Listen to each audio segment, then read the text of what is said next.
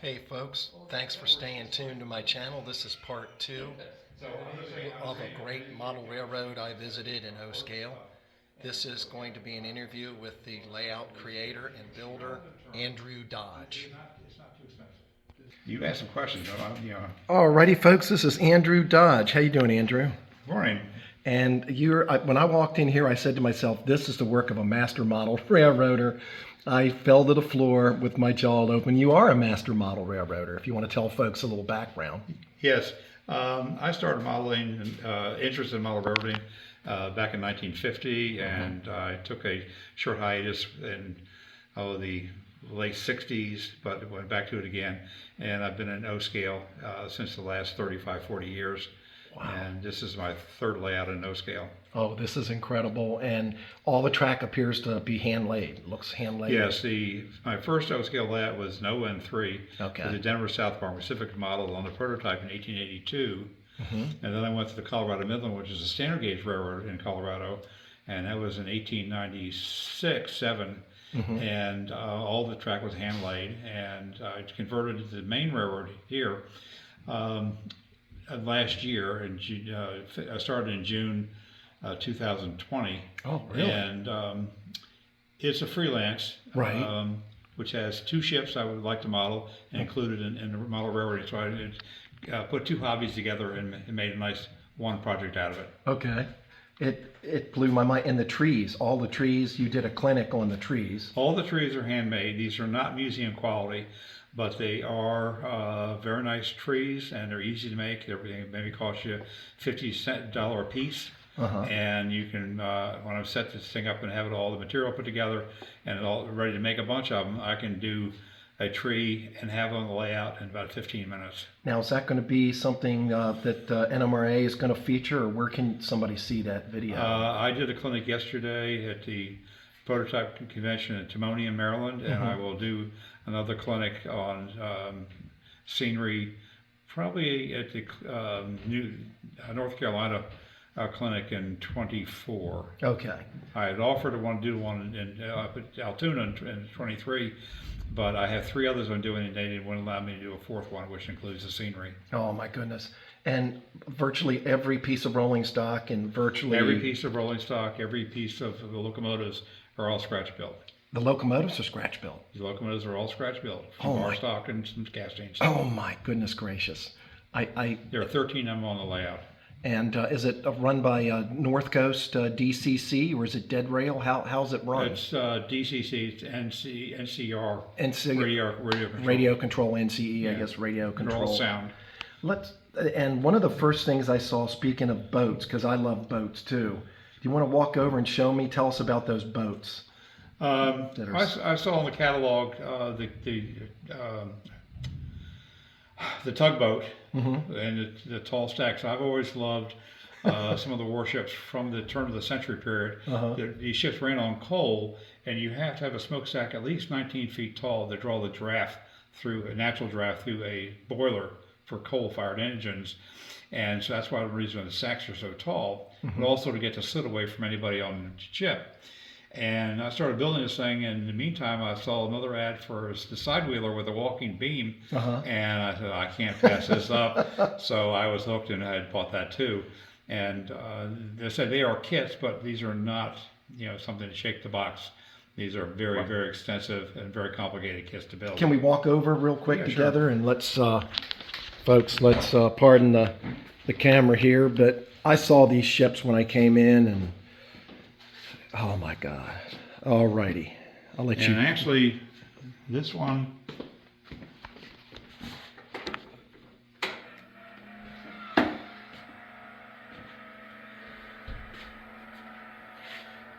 now this one was a kit, you say. Oh my goodness. This one was a kit. Yeah. Now, did it come with the mechanism to do the pump?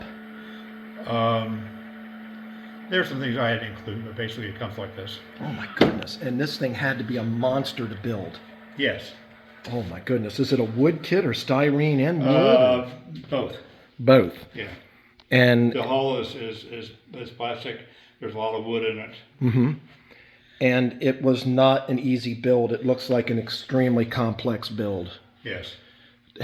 coming, and that's scary because you're a master modeler, and it had This is not recommended for somebody faint of heart. Okay. I had a Dutch ship of the line.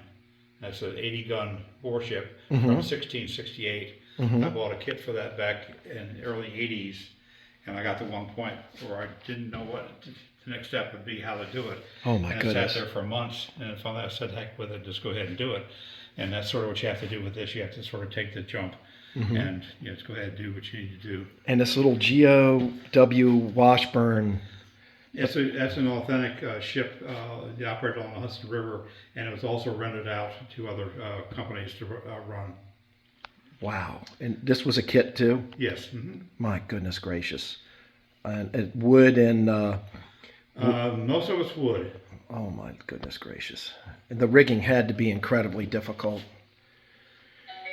It's a masterpiece. You know, I heard you talk... The rigging is actually quite simple if you have rigged a Dutch ship of the line or a 18th century British sixth-class warship. Wow. Where you have rope rigging on there. You use thread maybe 300, 400, 500 feet long before you've finished it all.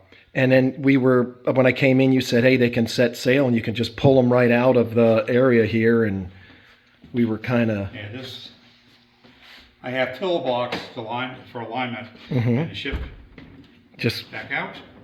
And away she goes.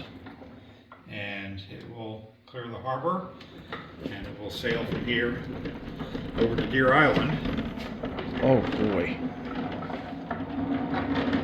I've never seen anything like this. I've seen, you know, ships on model railroads, but this is a great idea for operations. And then the docks. Ooh. Wow. The same thing for the tug with the car float, that you have the ramp you lower down and you lock it in place, and you can actually pull the cars on and off the float. Wow, and that's part of, I guess, operations you can incorporate into operations. The operations.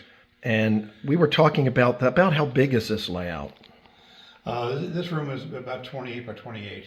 And we were talking about humidity. I heard you talking earlier because I battle that with my model railroad. My take on this is to make the room as comfortable as you possibly can. You want to be spending here for hours and hours doing this. You want to enjoy this for a long time with your friends. And you also want to keep it clean. And for stability of the track, the wood, rails, the homosode, all that kind of stuff expands at different rates. Right. And therefore you want the temperature and humidity to be constant throughout the year. Otherwise you'll have expansion problems and your track work will fail and the engine won't operate. Yeah, it's and you constantly run dehumidifiers down here? Yes. Or? Yes. And you're consistent. I turned them off today because I didn't want them running while people were in here. Okay. They'll go right back on again when I finish the open house today. Well, but the key is consistency. Yes. Always do it. Don't get lazy and not do it. You've got to stay with the regimen. I keep it about 40-45% humidity in here, which matches pretty much what I get in the wintertime without having much trouble with the humidifier. Okay, now that's a good idea, folks, because I run mine at 33, a max, and I wasn't thinking, but it gets pretty dry down in my basement, or the walkout basement. Yeah. Now, how do you control the dust? Because that's another huge one. The ceiling walls are all sealed. Okay. Keep the door shut. Okay. And I don't have a carpet on the floor. Oh, okay. You've got some type of paint. You can have, I have a painted concrete floor, but you can have, tile, wood, whatever you want on the floor. I wouldn't put a rug in here.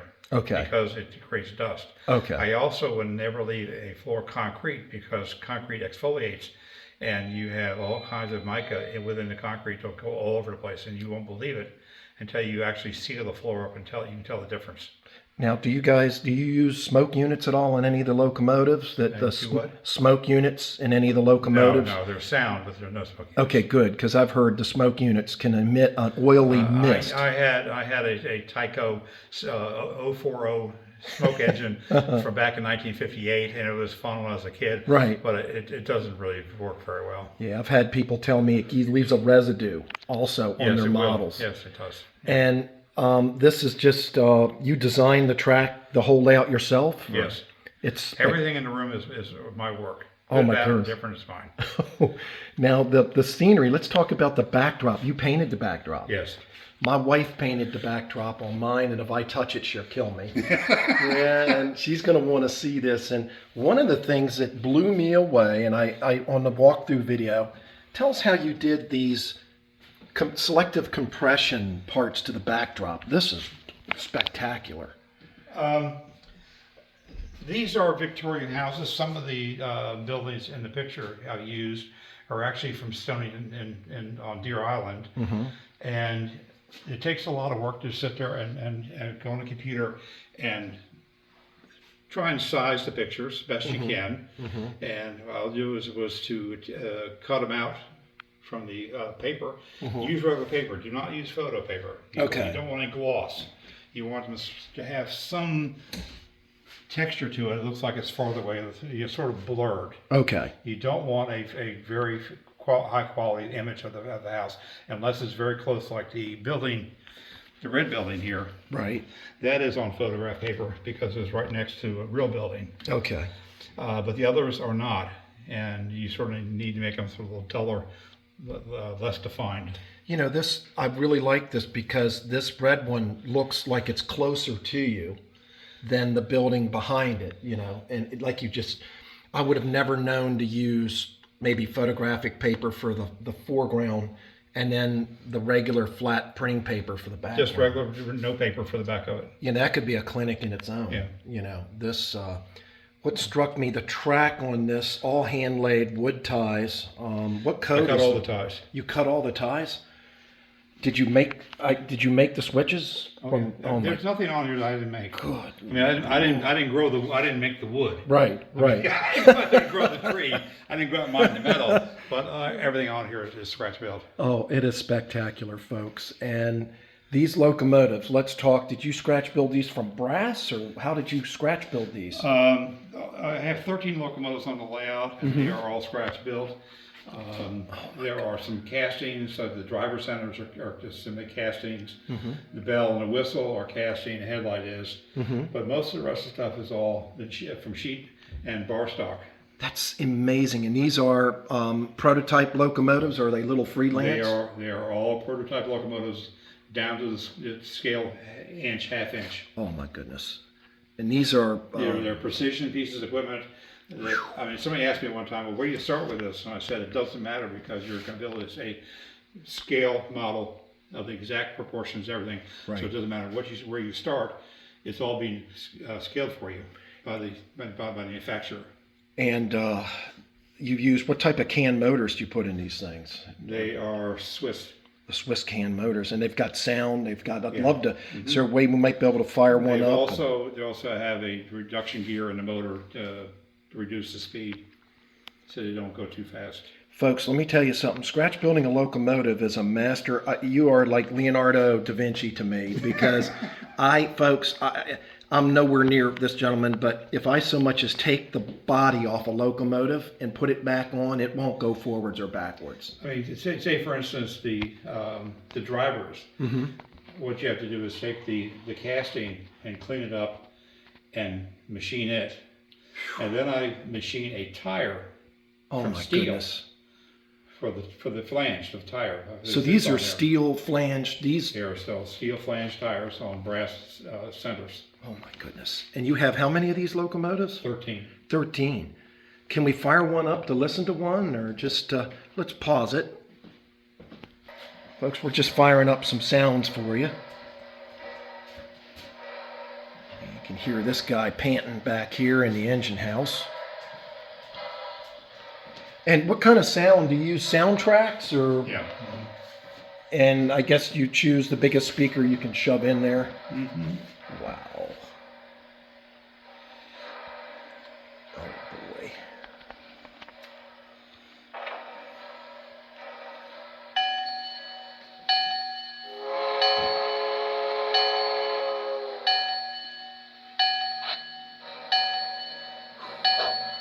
Look at that.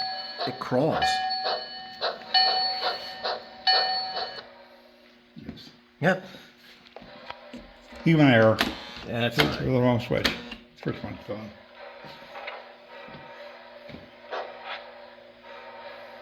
Now, do these have current keepers in them too, or no? Current keepers to keep the current going, like a capacitor? No, that's not capacitor. Okay, you don't need that, but they probably have all-wheel pickup. Yeah.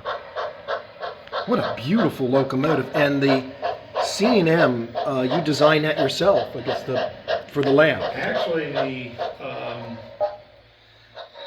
the name of the railroad is Freelance. Uh-huh. And I had these locomotives were built for the Colorado Midland. Okay. These are all based on the Colorado Midland building plans, spec sheets.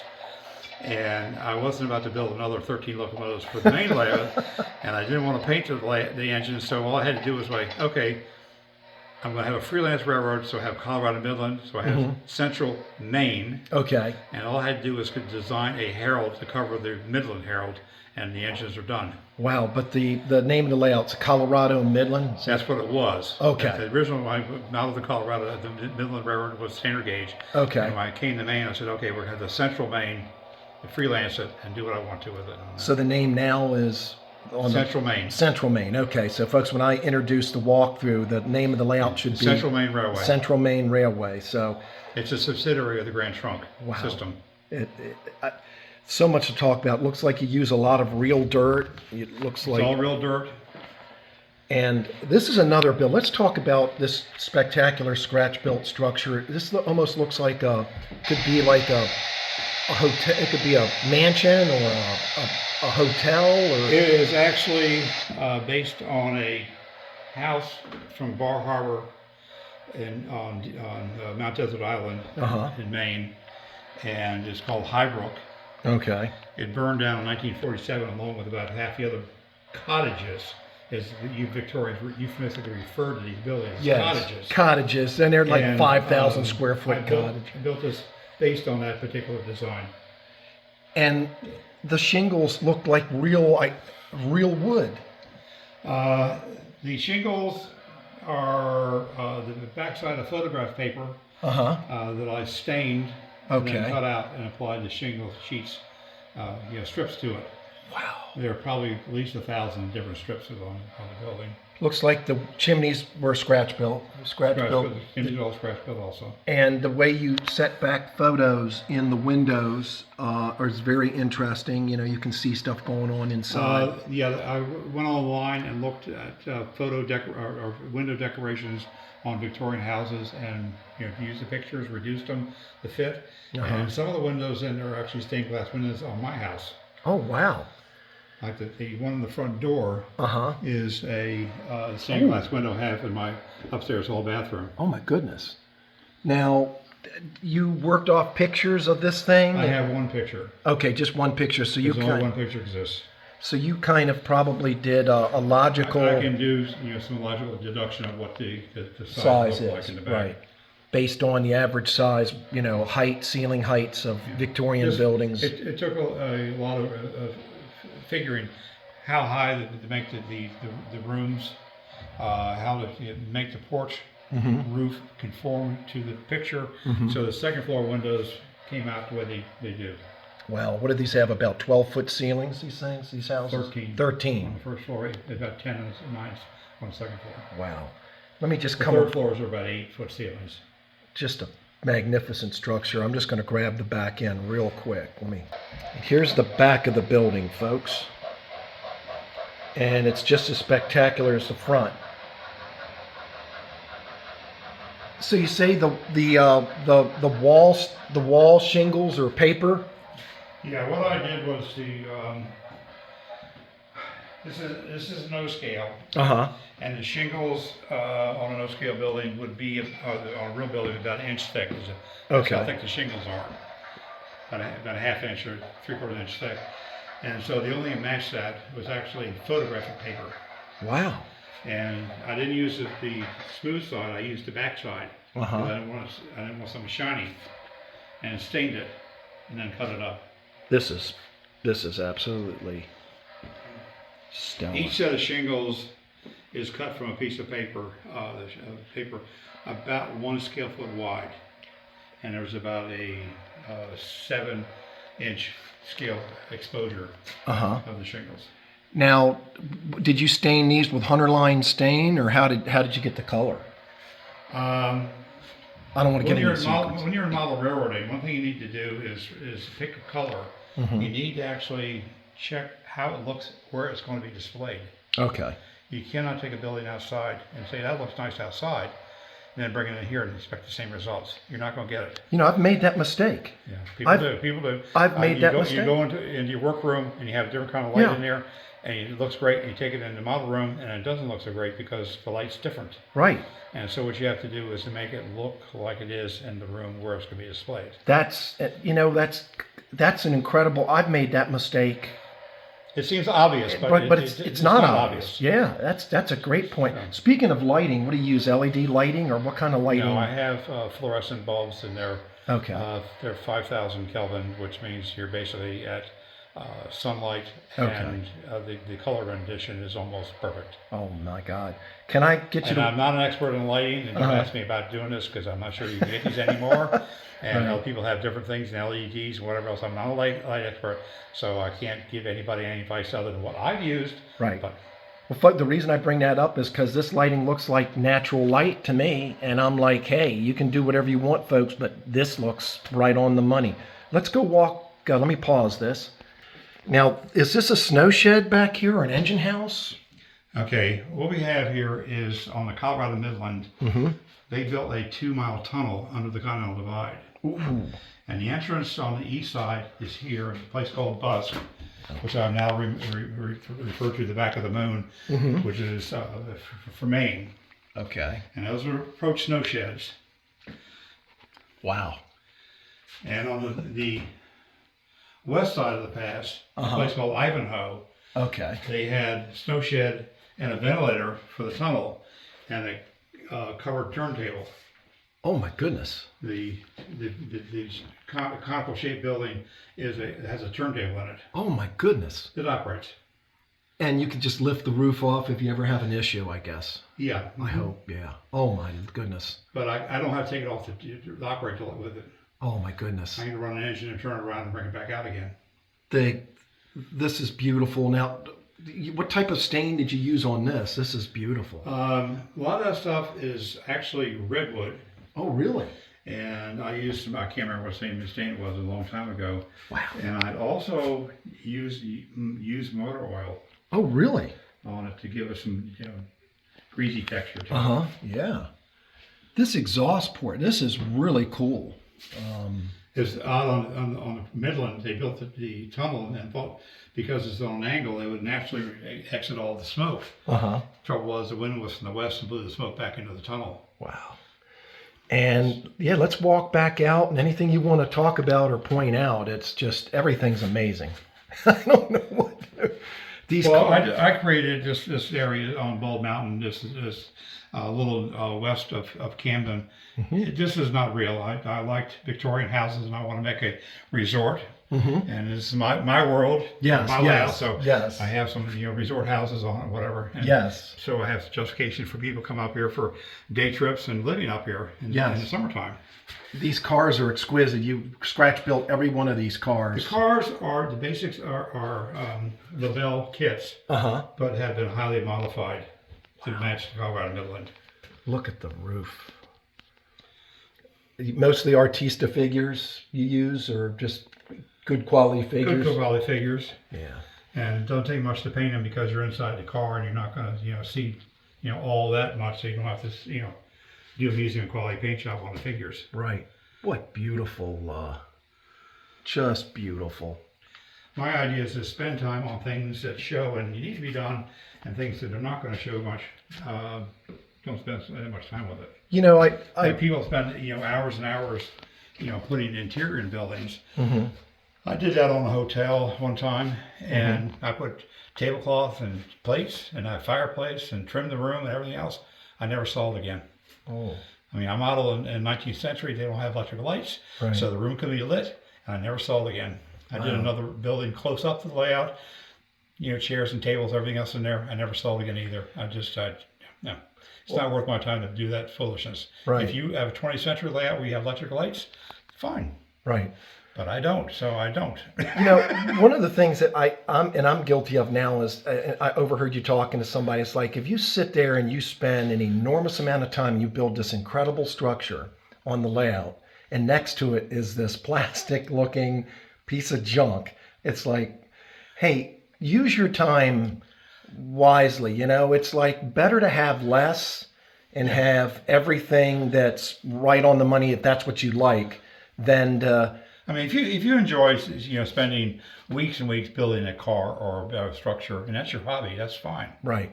If you want to have a fully operating layout with good look equipment, good running equipment, then you have to spread your time out to accommodate that. Right. But for scratch building locomotives, I did this because I had to. Right. These engines are not available in the scale. Never have been, never will be. And so the only question I had was I had to build them. And building locomotives is a hobby in of itself. Folks, I was telling Mr. Andrew, I can't even, if I take the body shell off a steam locomotive, it'll never run backwards again. It's amazing to me. This is amazing. Well, you should really be proud of this. I will be giving right now a schedule for a clinic on building steam locomotives next year, sometime in June or July, through the Potomac division of the NMRA. Okay. Now the trees, you don't sell a DVD on how to make the trees. It's part of a clinic, I guess. Yes. Okay. And it's an NMRA. I didn't do a clinic until yesterday on how to make the trees. And I missed. Other than this year, I did 2 clinics on making the trees. They're really quite simple. I did these type of trees, which if you're an old timer like me, you know the name Jack Work, where you have a base dowel and you color it and do your work on it, and then you put asparagus ferns in it. Right. A tree like this, the best I was able to do when I had everything made together was maybe an hour. I could make one of these. Right. And that was the best. And that was like 30 years ago. Right. And I don't have that kind of time, but I can make a tree like this in about 12, 15 minutes for virtually nothing. Well, that's not a museum quality tree, but on the other hand, I'm not operating a museum. It's beautiful. If I were making a diorama of something, right, then I may try to do some cross between the two. Well, that's what you do. You put your best trees up front, and then you go back with the other trees. Because we all want to live to see our layouts look somewhat finished. It's. I mean, for in here.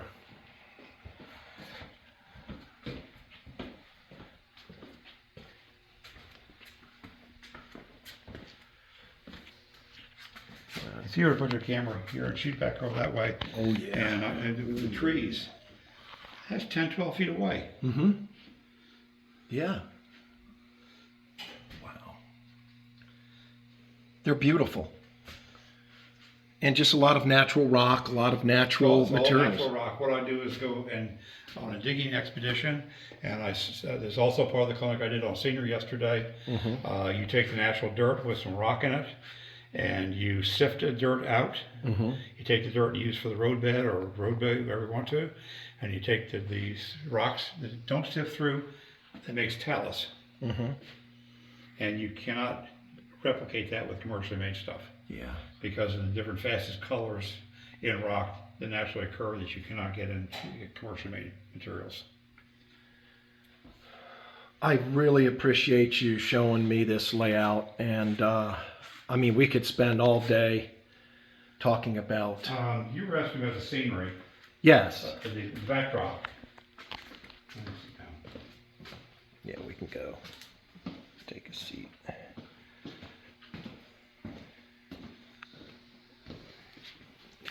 Let me grab a seat here. Yeah. Okay. Now back down. Thanks. I'm not an artist. I have done paintings. My best work was ever done in Chinese landscape art, and done with inks on paper and silk. But this is entirely different. And one of the people I would suggest people watch on YouTube or on Netflix is the old painter Bob Ross. Yeah. And he painted stuff that people look at it and say, oh, geez, that's not like just trashy, sort of trendy work, whatever else. He was doing an entertainment show, and he was having somebody how they could paint a picture in a couple of hours, and he had a good time doing it. Show people how to do some things. And if you listen to it, he gives you some very critical, important points. And when I was doing my backdrop in the main part of the room here, I had to repaint it all. And doing pine trees in a forest, one of the things that Bob Ross made a point is you paint the background black. Oh, black. Black. You look at a forest and you're going to see nothing in the background but the green or dark colors as they go further back, as they get darker and darker. So you want the thing to disappear. You don't want any light showing through. So you paint it black. When I got done with that, I took some brown paint like sienna, burnt sienna, umber, whatever, dark brown paint. And I just make some vertical lines like tree trunks, just ever so often here and there. And let that dry, and then I would get my palette come out with a dark green paint and yellow, cadmium yellow. And those are the only two colors I'd use, and I proceed to paint from the back to the front of the trees. Wow. And the sky. And I could do, say 3 or 4 or 5 feet of backdrop in about an hour, half an hour, something like that. My goodness, and the clouds, did you airbrush the clouds? Or? The clouds, were done with airbrush, and what you do with that is you take a white and you spray it. Well, first of all, you paint the backdrop blue. You find a sky blue you like that matches what you want. You paint the backdrop. That's where you first need to paint the sky. Before you do anything else, you paint the sky. And then I come in with an airbrush and would highlight white clouds, and then would get a darker sort of bluish purple, gray, not purple, gray color, blue gray color, something darker, and would very lightly shoot under the cloud to show the bottom of the cloud. Because you look at clouds out in nature, the upper part is light and the bottom part is dark because, of course, the sun hasn't gone through it as well, so it's darker. Right. Wow. Well, I really appreciate you. But they say when you're doing backdrops are fairly easy to do. Once you get over the mental objection to doing it, you paint from the back to the front. So you put the sky first, you put the clouds in, then you put the back mountains in, and the middle mountains, and the front mountains. Yeah, or really, trees. What you're going to do, you always work from the back to the front. From the back to the front. Always. Yeah, I really appreciate the backdrop on this thing is just, the whole layout's great, but the backdrop just blends right in. It just doesn't, it looks almost like a photograph, really. Photographs layouts are popular with a lot of people, but I would say there are two things about photograph backdrops, other than buildings. Buildings, you can't paint buildings unless you're a professional artist. And even in Alfred Hitchcock movies, painted backdrops in such movies as Marnie are terrible. Okay. You can tell. Okay. Other than that, what you do is photograph backdrops I've seen are commercially made, and lots of time they show up in publications as being purplish, which looks really weird. Or you get a really first-class photograph and put it on the backdrop, and unfortunately your eyes are drawn to the picture and not to the railroad. Ooh, yeah. I had an example of that yesterday where this person had an N-scale diorama, and the picture was so nice, my eyes went right back to trains into the background and the scenery. Oh wow! You don't look at the layout anymore. Oh wow! And so that's one thing you have to be careful about. You want the layout to me is setting a stage. It's like in a theater. You set a stage for your railroad to operate on, and part of that is, to me, is the scenery. And you want the scenery to accentuate the railroad, but not to overpower it. Right. Well, I appreciate you taking the time to show us this, and that's pretty. You highly recommend people join the National Model Railroad Association. It's good for social, and there are people you get in contact with. I'm a loner modeler. I belong to NMRA, but I do all this on my own. There's nothing here anybody else has done. Wow. But there are people who like to have the social activity and do things together. Right. And that's. And you've done a lot of clinics. Personal preference. Which one do you like? Yep, and you've done a lot of clinics for them too. So that's why I really appreciate this. This is incredible, folks. And hey, thanks for taking the time to show it to me. Glad to share.